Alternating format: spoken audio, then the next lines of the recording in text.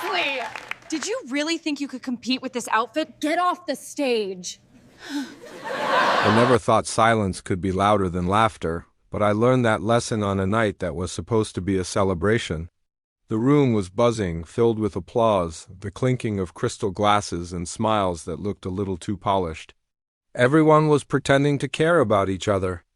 I stood right next to my wife, wearing a suit she'd picked out for me, feeling more like a prop than a person.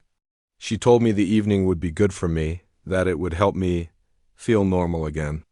And I believed her, because back then I still believed most of what she said. When the microphone was passed to her, I didn't feel any panic. Not at first. She was so confident, glowing, just thriving in the spotlight while I clapped along with everyone else.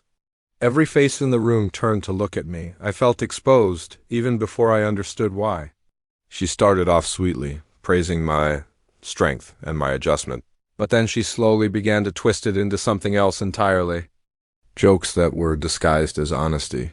Private struggles became public punchlines. My weakness was being served up as entertainment for a room full of strangers who didn't know me and certainly didn't care to. The laughter was fast and loud, echoing off the walls. I remember just staring at her face, waiting for her to stop, waiting for that moment when she'd realize she had gone too far. But she never did. I didn't argue. I didn't interrupt her. I just stood up, straightened my jacket, and walked out while the room was still filled with laughter. Nobody followed me. Nobody asked if I was okay. And that was the moment I understood something with perfect clarity. Humiliation does and always destroy you right away. Sometimes it just gives you direction. I didn't go home that night. By the next morning, the decision was already made. I packed a small bag, taking only what truly mattered, and I left without any explanation. Disappearing wasn't about punishing her. It was about my own survival. The first few months were incredibly hard. I lived a small life, worked quietly, and stayed completely invisible. I was rebuilding myself piece by piece, far away from that version of me that had been laughed at under those bright lights. I learned how to exist without needing applause, without anyone's validation, and without anyone even knowing my name. Time passed. Years, actually. I didn't watch her from a distance. I never checked her social media. I didn't follow the rumors.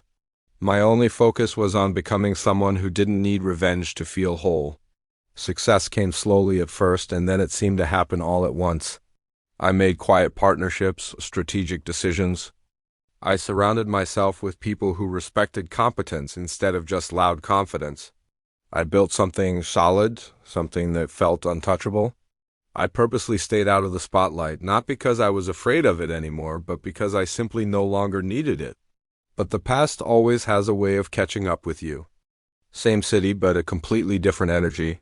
When our eyes met across the room, I saw a flicker of recognition and then complete disbelief. She approached me carefully, as if she thought I might just disappear again if she moved too fast. She asked how I'd been. I answered politely. She asked what I was doing now. I told her, briefly. And I could see the realization slowly dawn on her face as she put the pieces together. Then she asked the one question she had been holding in since the moment she recognized me. How did you do it? She said, her voice barely a whisper. After everything. How did you rebuild? I didn't raise my voice. I didn't even smile. I just leaned in close enough for only her to hear me and said the one truth I had carried with me for all those years. Without you, that was all it took. Her composure completely collapsed. The confident woman who once controlled an entire room couldn't even hold herself upright. The tears came fast, messy, and more real than any emotion I had ever seen from her before. People were staring. But I wasn't. I just turned and walked away. Later, thinking about that moment, I realized something important. The power wasn't in the words I said to her. The real power was in who I had become while she wasn't watching. I didn't win because she failed. Disappearing wasn't the end of my story. It was the beginning of a chapter that she could never, ever control. And that, right there, was more than enough. Thanks for listening. If this story resonated with you, consider subscribing for more.